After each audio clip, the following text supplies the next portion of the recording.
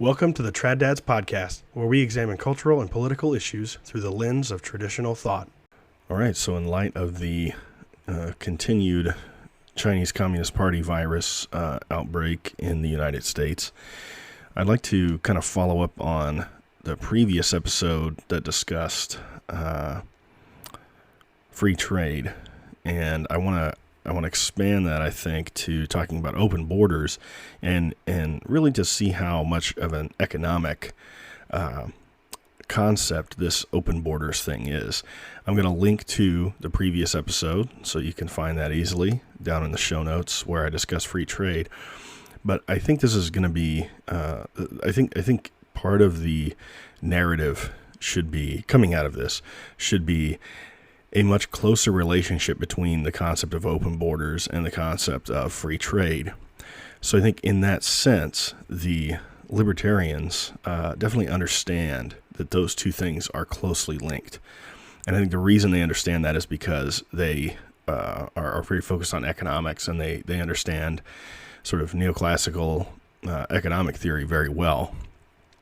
And so I want to explain how economic theory ties these two things together, and how sort of this focus on GDP per capita, or individual wealth, or business productivity, efficiency, gains from trade, all those things don't just rest on free trade; they also rest on open borders. And so, very recently, a relatively well-known libertarian professor at George Mason University, Bryan Caplan, published a book called Open Borders. And of course, he's very well known for his extreme takes on everything, and kind of the sort of a shock value kind of guy from an academic perspective. And so I've not read his book, but I think it's interesting that we're seeing, it's such a funny time. It's such interesting timing for him to come out with this book on open borders. And then, of course, open borders and free trade is what is literally murdering, tens of thousands, hundreds of thousands of people all around the planet right now. So why do we have open borders? What is the purpose of this? Now, I'm not a historian. I don't know all the historical stuff or the international politics reasons, for why we ended up with why liberal states ended up with all this open border stuff. But from an economic perspective, the reason why you would want open borders is because it's the same reason you want free trade. So free trade gives you the possibility of sort of an efficient allocation of consumption goods and of intermediate goods that are used in production. And so, like I explained in the free trade video, or the free trade show last week, that free trade is all about this idea of specialization. Stuff like that. And so I covered risk more in that episode. But so you have this efficiency that comes from specialization, and that specialization is predicated in part on free trade, right? So two people can specialize in one product and then trade with each other, right? And then they both end up with more of each of those products. And in that episode, I discussed risk, and so I think that's an important thing to talk about. But in terms of open borders, the reason you want to have open borders is from this sort of liberal GDP per capita efficiency standpoint, is because you want labor markets to determine where people go, not anything else. You don't want the government to determine that in some restrictive fashion, right? Again, it's all about sort of market fetishism.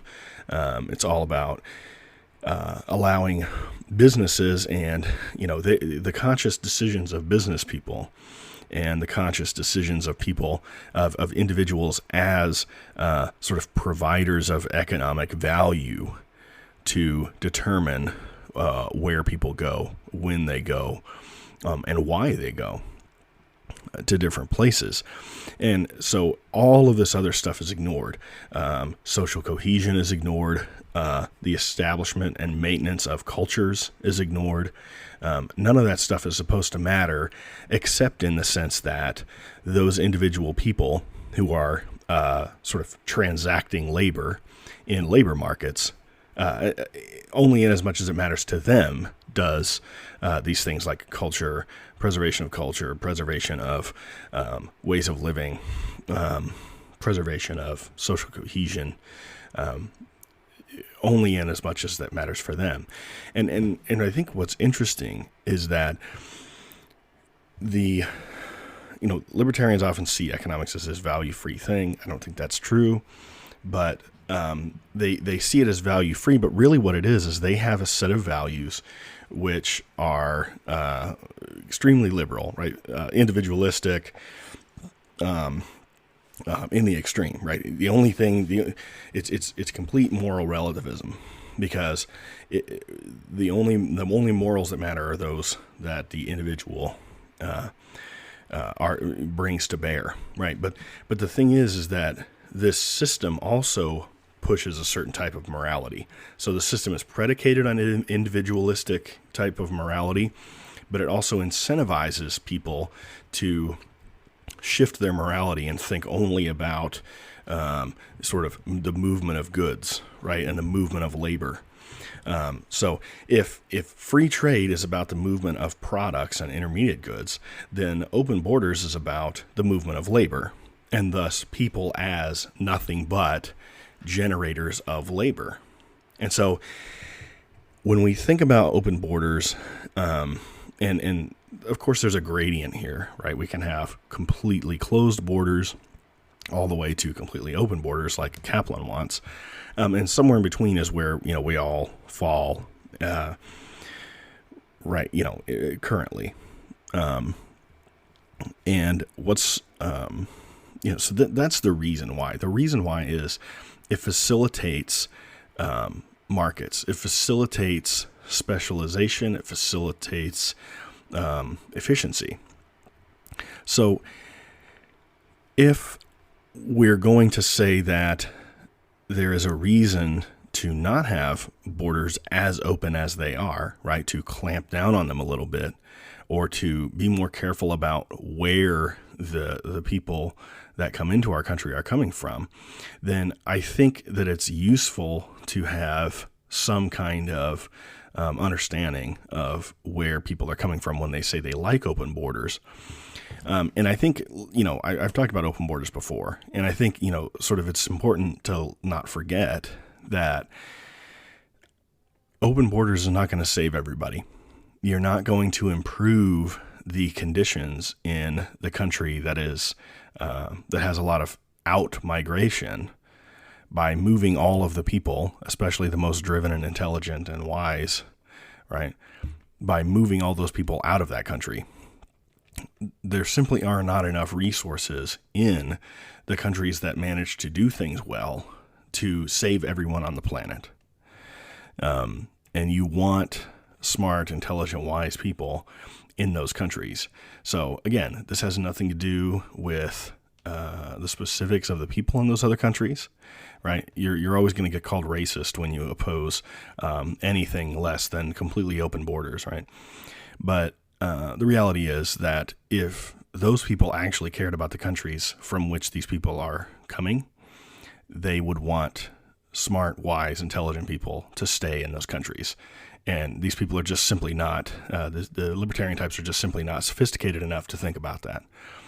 Or they just simply think that that individualism is such an important concept that that their brand of moral relativism is so important that we can't have any kind of restrictions on flow. And the most extreme is this: you get like, oh, borders are imaginary. These are just imaginary lines. And it's like, well, they're as imaginary as you want them to be. If you want them to be imaginary, they can be, right? If you want the governments in different nations to just allow people to cross whenever they want, then they can be imaginary, but they don't have to be. And we're seeing that now. thanks to Trump clamping down on the border when he did, we are not currently in the U.S., and this is being recorded on March 22nd. We are not currently in as bad of a situation as a lot of countries in Europe that did not clamp down their borders as fast as we did. And sort of hearkening back to my discussion of free trade, this is exactly the problem with open borders is, if assuming it gives you more GDP per capita, the problem is that it exposes you to risk. And when an event like this happens, you simply cannot, you can't put the toothpaste back in the tube. You can't clamp down on stuff fast enough to deal with the risks that reality presents to you. So the question then is, maybe we need to have a little bit of a different preference for the trade-offs between GDP per capita, maximizing GDP per capita, and dealing with some of the real-world risks that exist out there, and dealing with the idea that maybe we ought to have borders because there are risks, because reality exists. We can't just live in this fantasy land where we let everybody, move about as they please, and we have no say in it. And again, this is not saying that Italians are bad or Chinese people are bad. The point is that the Chinese government is bad. The Chinese government does not like you. They are literally communists. They call themselves that. And they do not want any kind of remotely property rights-based system to succeed. So we have given them a huge gift by exporting all of our manufacturing over there and allowing them to send people here who are spies or whatever, right? There is no reason for this stuff unless all you care about is sort of the price of consumer goods and the plenitude of such things. So again, open borders is intimately tied to free trade. So anytime you see someone who has sort of differing positions on those two things, they need to understand that these two things work in tandem. You can't have free trade if your borders are closed. And if you want to control your borders, you can't have free trade because people will be, to facilitate free trade, you have to have people flying in and out of your country. You have to have people moving around. And so like the US, you create this literal alphabet soup of visas for these people to move in and out of the country to facilitate free trade. So the two things go together. So simply stated, what we need is more autarky, which means a significant curtailment of free trade. And we need closed borders. We have to learn that lesson. The risk-return trade-off just simply does not make sense. It doesn't make sense the way we have thought that it does. And now that we see something actually bad happening, right? This is one of these things where, it can't happen here. I mean, we're talking about, the DOJ is trying to get, powers to basically jail people indefinitely without charging them necessarily. We're looking at massive National Guard spin-ups. One of the UK papers was talking about this is the general who will take over if martial law is enacted in the US. These things can happen here. It's happening now. And this is the kind of stuff that, this is the risk that you face when everything you focus on is GDP per capita and whatever policy gets us there, and just whatever the consequences are, who cares? This is the time for the consequences. Learn the lesson. As you know, we could use more voices on the traditionalist right, and one of the best ways to do that is with a podcast. I've been using Anchor.fm for this podcast and for another podcast for over a year, and I've really enjoyed it. It's free, and it allows me to upload clips and also to record and edit. It also disperses all of my podcasts to all the major platforms, including Apple Podcast and Spotify. It also allows me to monetize and to collect donations. It's everything you need to make a podcast in one place. If you want to join me in being a voice for the traditionalist right, download the free Anchor app or go to anchor.fm to get started. Thanks for listening to the Trad Dads podcast. If you enjoyed our show, please subscribe on your favorite podcast app and consider giving us a 5-star rating on iTunes. It really helps us out.